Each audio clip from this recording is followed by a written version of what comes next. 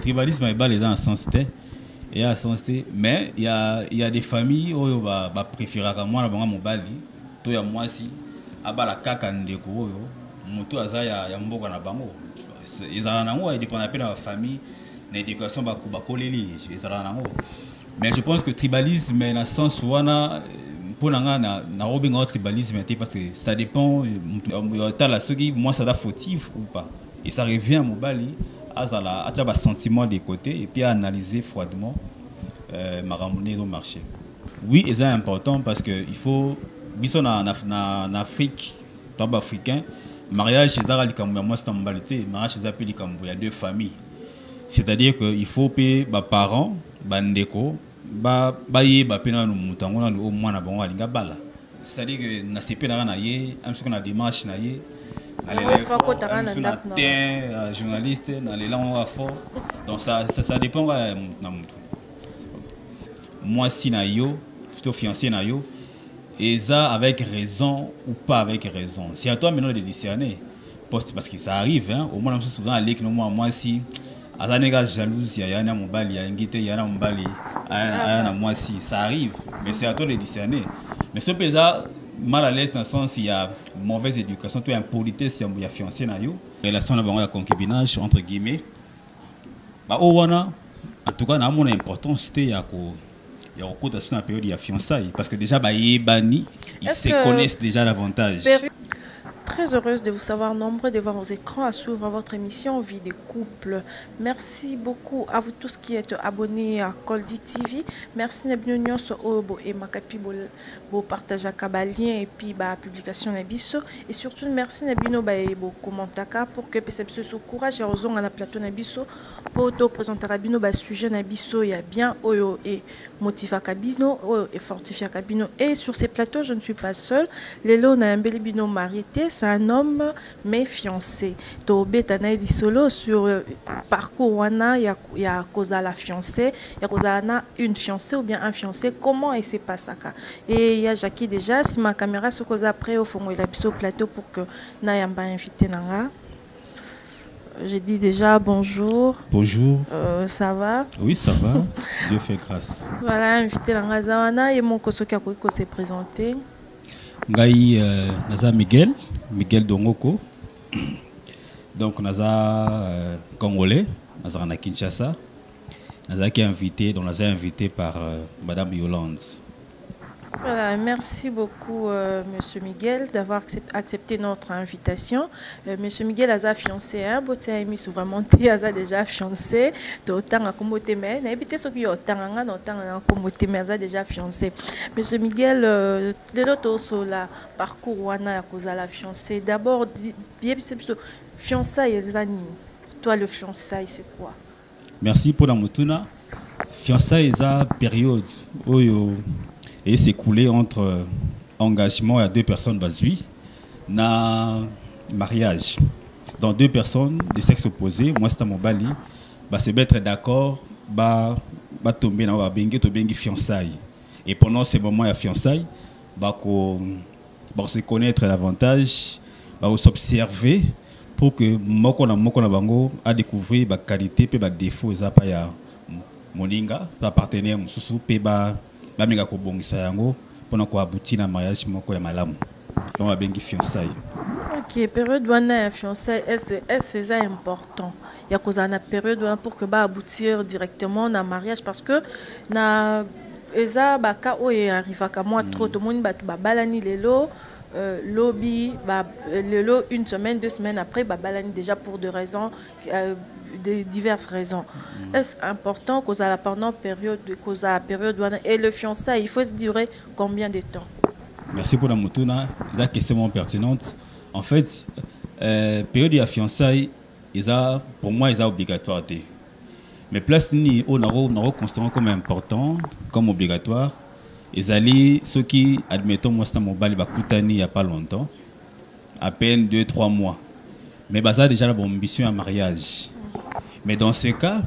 je pense que c'est important pour la bango, bakout na période de fiançailles pour que se connaître davantage. Mais ceux qui ont deux personnes de sexe opposé, balingana depuis kala. Admettons que ça a 5 ans, 10 ans. na relation na bango ya concubinage entre guillemets ba o wana en tout cas na mon importance te ya ko sur la période de fiançailles parce que déjà bah ils se connaissent déjà davantage. Période wana ndengo lobi monsieur Miguel, permettez-moi de vous appeler tel que période wana bande ko basal déjà 10 ans ndengo lobi 5 ans 3 ans, 2 ans. Est-ce que période wana peut ko benga autant de fiançailles ou soit il faut ba passer qu'une étape au ana kongo to benga après d'autres les actes za présentation pour que ba entamer sikoyo phase wana ya fiançailles. Bon, et tout dépendra de la bango. Soit mon qui évoque un mariage, basa libre. Mais soit mon qui est important, bah officialiser la relation à bango. Et donc, tous les cas où tu bien après d'autres. C'est-à-dire, moi, mobali, à qui la famille à moi si, moi de manière symbolique, moi quasi à masanga sucré, moi colia, et famille de manière officielle, il y a moi si moni mobali, et moni famille bien mobali, et puis bah comprendre que moi na bango mobali aza vraiment na besoin de kobala moi na bango ya mwasi et on va bengi fiançailles ça dit fiançailles isa période moro o sengara maramutu isa de manière officielle solennelle voilà donc vivre en relation amoureuse pendant bah peu importe au boza to bengi en fiançailles officieusement bon entre guillemets to bengi entre guillemets mais en réalité isa fiançailles isa rara moi c'est Mbali parce que tout le monde a un les fiançailles il faut fiancé nanga mais place basale les présentations exactes fiancé dans période wana to benga ngoni bon mais to benga ngara Mbali bara moi c'est Mbali balinga na ngara bara fiancé parce que fiancé il faut bena famille à moi si amela masanga ya famille ya Mobali mais soka meli en côté to benga fiancé ezara bara moi c'est Mbali ah moi si mobali mais en réalité bazala ba fiancé té voilà en réalité boza mno ba fiancé té bozara moi si na mobali né monsieur Miguel alobi c'est important pendant ceux qui vont entamer déjà phase wana ya fiançailles boye na ba famille famille à moi si ba que non moi na biso abimaka na mobali tel zalakana en cas de problème bakepa na famille mobali pe ba que non moi na biso avivaka na fitel donc en cas de problème ba que non avivaka na est na ton wana c'est important ce qui mobali azala moi ndako na ya futela c'est important moi ça qui ndé à ça la ménage à sokoela bilamba lamba donc à ça maramunyo so moi ça ndako libala comme ça oui c'est important moi ça qui ndara parce que c'est pendant ces moments de mobile va découvrir ma qualité au moins ça zanango et bah défaut à zanango pour que pendant ce moment fiançailles ben bandeni à corriger en haut mais ce que moi c'est qui n'ara akina kinani pas ya mobilité à sokolani bilambati à lambara n'était pas mobali bon comment est-ce que mobile aurait bah que moi c'est dans lambara bien tout fiancé dans lambara bien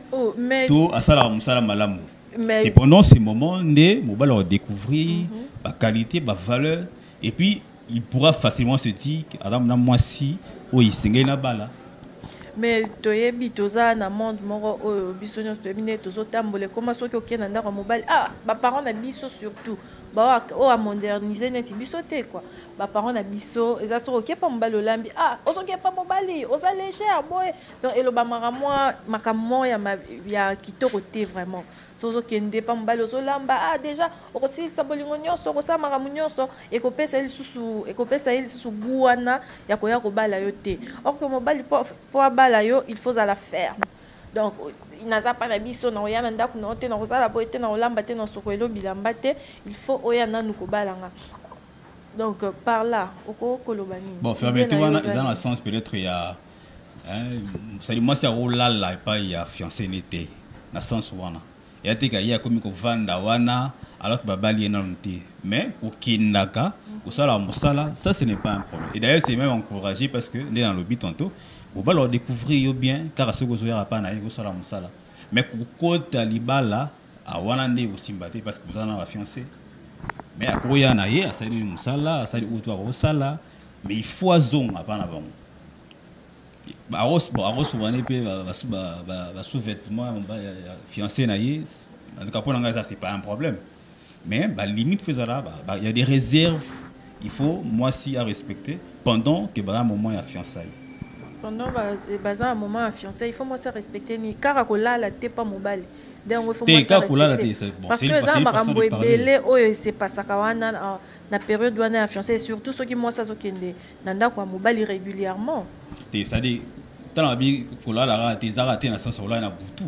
wana sens te c'est-à-dire que à part kolala na butu wana c'est-à-dire que ba osanga na nzoto te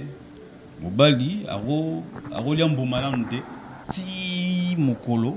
mobali akobala la fiancé na ye nde ba osala permis osala ono se balinga sala wana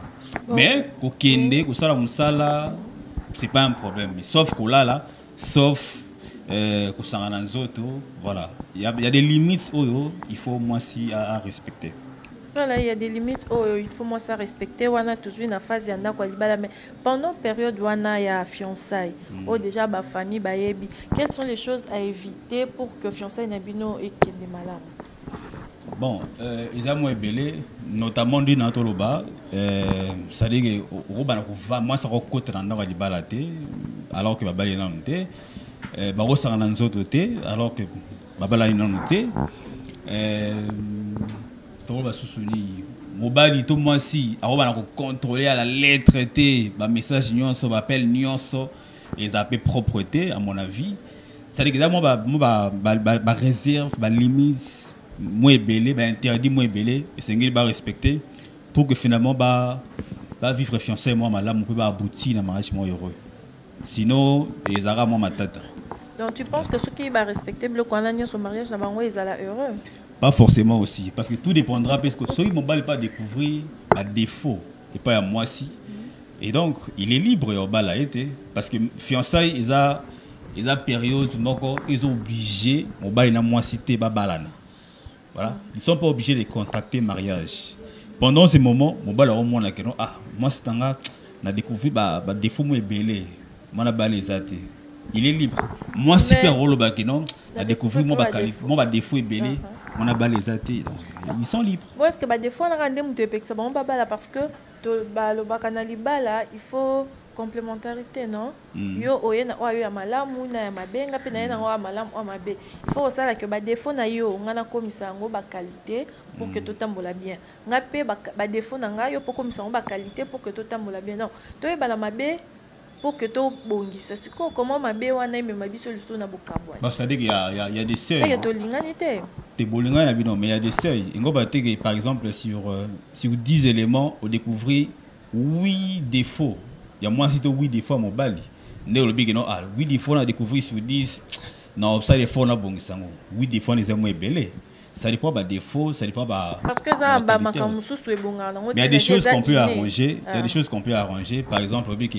moi si nangai, c'est vrai qu'elle elle est soumise, elle m'aime beaucoup, elle est travailleuse, mais na découvrir moi défaut moi boy azaram takanda moi mingi. Voilà, ils ont défaut mais au gros corriger en gros. Moi, c'est pas que mon bali nangai, ça bien, il est amoureux, il est attentionné, mais seulement que alinga kozonga moi mingi na retard après musala. Ça dit c'est un défaut ou à corriger en après. Mais par exemple ceux qui aussi moi si mon bali moro aza moi c'est aza insolente, pas soumise à fingara même baboti ya mobali na ye wana ils ont raison oyo pousser mobali à rompre la relation wana ça dépend des relations ça dépend ya ba défaut yango ba qualité yango oyo pousser bon babalana ça dépend ça dépend na ba défaut ba okuta na onde permettre ba babalana ou pas monsieur est important toza na période ya fiançailles c'est important ngai na rendre yo visite et pas na bino soit il faut kaka au rendre la visite et pas na biso soit tout va continuer na biso libana mes parents ba que non to vivre ensemble ti na moment où esenga que to bala et pas mobile c'est-à-dire pas na biso c'est-à-dire pas ya ceux qui mobile ovanda non et pas ba parents na ba famille oui c'est important parce que il faut biso na Afrique top africain mariage chez Zara likambo moi c'est en modalité mariage chez Apeli likambo il y a deux familles c'est-à-dire que il faut payer ba parents bandeko yeba pena no mutango na o mwana bango alinga bala est-ce que azandenge nini est-ce que parce que ba mikolo ba une expérience ya vie et donc ba on la pena moi mot ça dit pas une obligation moi mot à dire par rapport au choix et libala o mwana bango alinga sala je pense que c'est important Et c'est pendant ces moments aussi que moi si peu maman ya mobile a profité a bengi moi si a moi na e abi Judith Yolande pardon lambelanga na nous moi pondo wana une façon pour tester yeso ga bi musala au moins c'est abi musala na te au moins que ça peut moins compliqué donc c'est important à rappeler dans ndaku de temps en temps. Mais quand il y a banda kuana na ebi za ba problème ebele comme ba matata mingi na ba famille comme oye na mwasi na yo azala ka fier azala ka boye ezana ba famille mususu to kotaka au moins na mutu moko wana ka komotia yo mal à l'aise. Bon. Mutu moko boza pardon boza dans la période de fiançailles mais mutu moko komotia yo mal à l'aise. Osa malamu te pa na nyonso ezala ka mabe. Mutu moko wana nani? En fait, c'est mec qui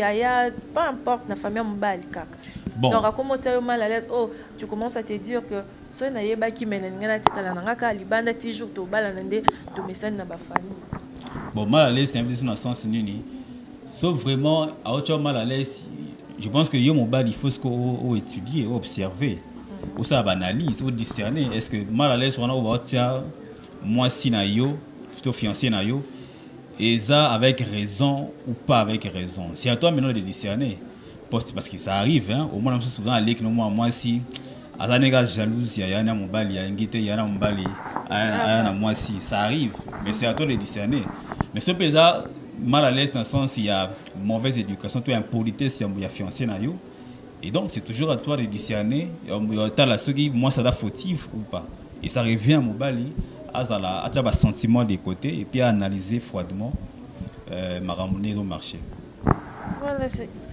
c'est à l'homme de Yako Sala choix ce qui a bala moi si ou pas. Pendant cette période, il y a fiançailles kaka, comme on le dit. Qu'est-ce qui pousse un homme malgré bah, des fois moi si un des fois ils sont plus fort. Un des fois pendant ok non muto les lobby ont changé mais mon bal tenir kaka il faut na bala.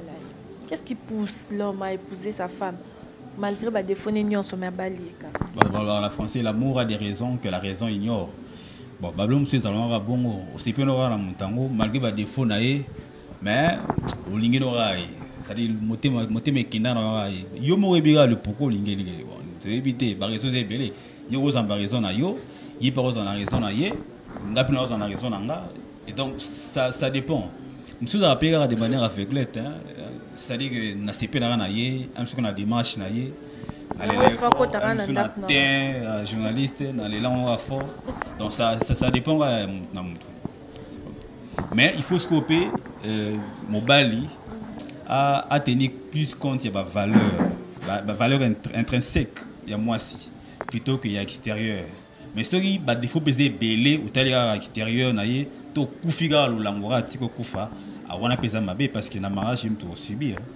Mais il faut d'abord raison au moins valable, compréhensif à son soin. Merci beaucoup, Monsieur Miguel Toza, congolais précisément.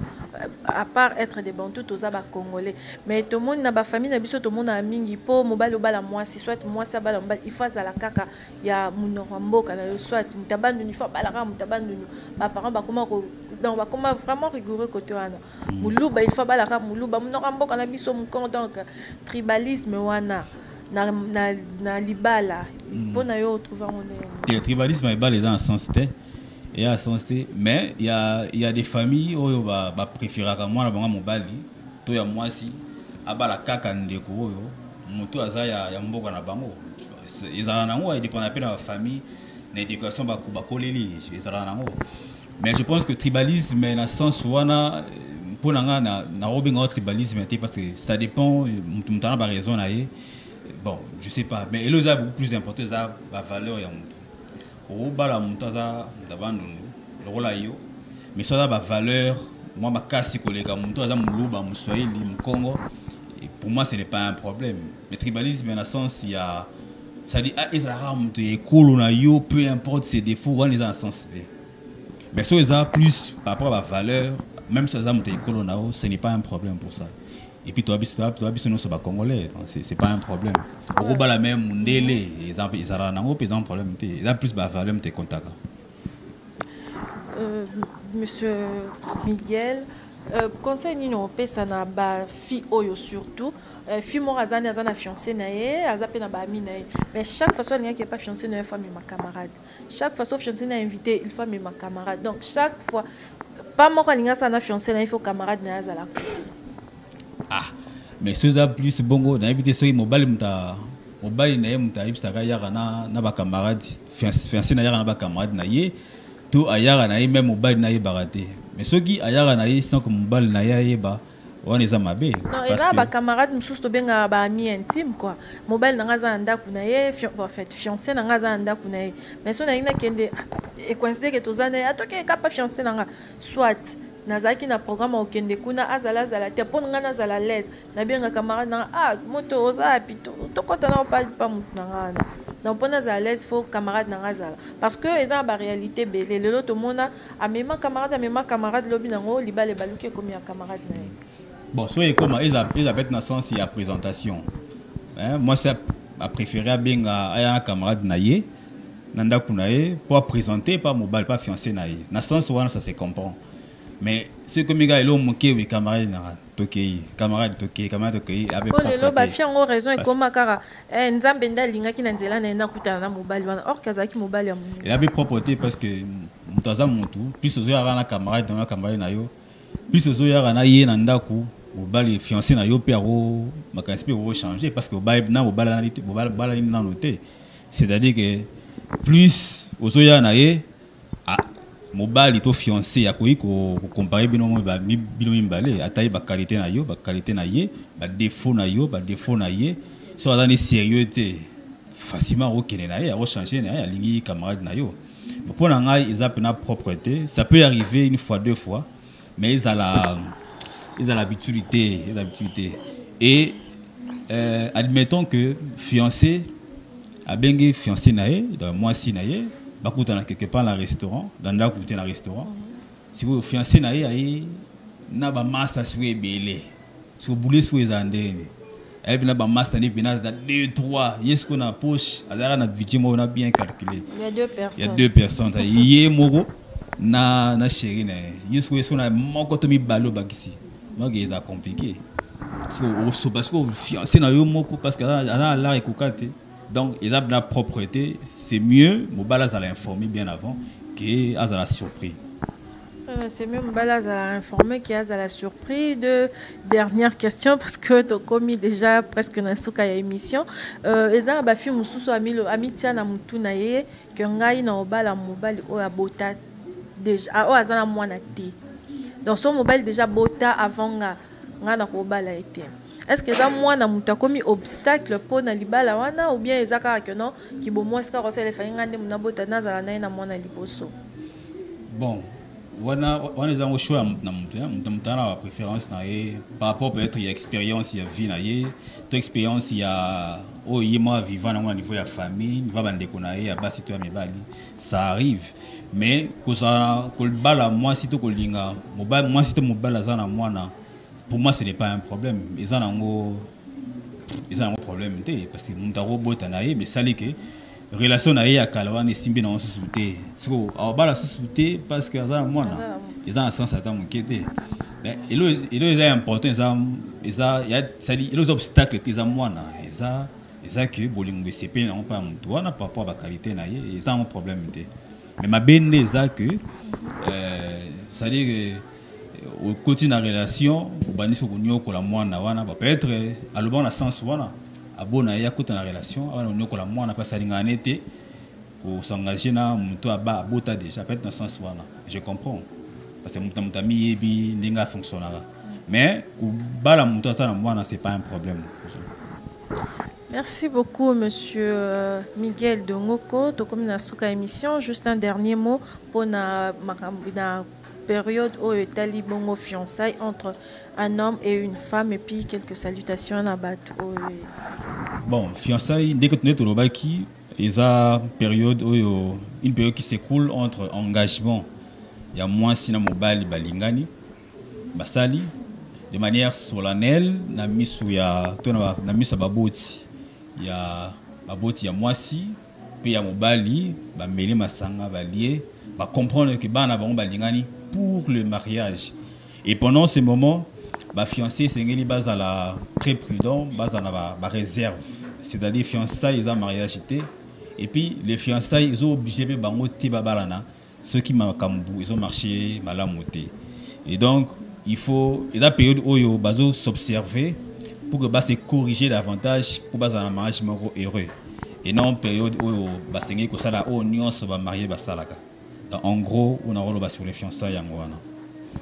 Mais on a profité, on a pu mbote na Yomoru, Madame Yolande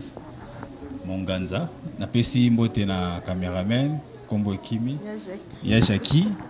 on a pu mbote na Bamasa Nangai Nyonso, Ridi Chilenge, Gosei Kubarika, Jackson Ndukulu, Plamedi, Elierbe, on a pu mbote na Deborah Ikeli, batu nangai nyonso na pesi mbote na fiancé nangai na tanga kombote na bombi. Voilà, merci beaucoup Monsieur Miguel Dongoko d'avoir accepté notre invitation. Là, je dis un grand merci à toutes les personnes qui nous ont suivis de partout et à vous tous qui êtes abonnés à Koldi TV. Et là, je vois mon réalisateur privé, je l'appelle comme ça, Dio Mundirba, et je vois Jackie derrière la caméra. Ça là que imagine bien, peu bon bien. J'ai dit un grand merci à Monsieur Antoine Monganza depuis la France, Lionel Monganza, à Impoala Junior Impoala, Gouvé depuis la France, à ma famille, c'est toi. J'ai dit aussi un grand merci à Bato Basutenanga Mingi, à ma famille lectorat de la paroisse Notre-Dame d'Afrique, à tous les Blenga Munda de la paroisse Notre-Dame d'Afrique, à ma famille Remo et à la commission communication sociale toujours de ma paroisse et à toutes les personnes qui me connaissent. Et là, je vous dis merci et à la prochaine.